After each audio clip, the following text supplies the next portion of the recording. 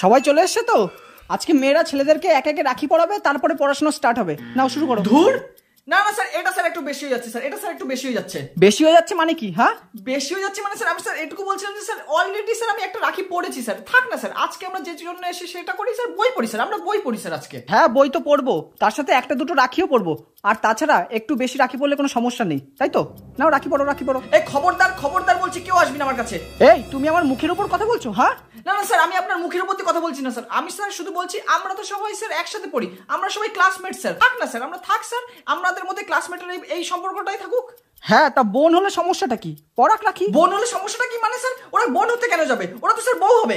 এই তোমার তো সাহস কম না? কি বলছো তুমি এসব? আমি বলছি না যে স্যার আমার বউ হবে, আমার বউ হলে তো স্যার কোনো সমস্যাই নেই, আমার বউ হলে তো আরো ভালো। আমি বলছিলাম যে ওরা কারণ না কারণ তো স্যার বউ হবে, তার জন্যই স্যার। কেন স্যার ফালতু ফালতু ওরা রাখি পড়াতে হবে? এই অনেকক্ষণ ধরে ফালতু কথা বলে যাচ্ছে। এই রিয়া, একে ধরে বেঁধে রাখিটা পড়াতো। আমি বলছি তো রাখিটা পড়া, আমি দেখছি কি হচ্ছে তারপরে। এই একদম না, একদম না, কেউ কাছে আসবি না বলে রাখছি। আমি এখানে কারোর পাতানো ভাই হতে আসিনি, আমি এখানে বড় হতে এসেছি। যত সব ফালতু। এই একে ধরে আমার কাছে নিয়ে আয়, নিয়ে আয়, নিয়ে আয়, নিয়ে আয়। এত সাহস কম না, নিয়ে আয় আমার কাছে ধরে।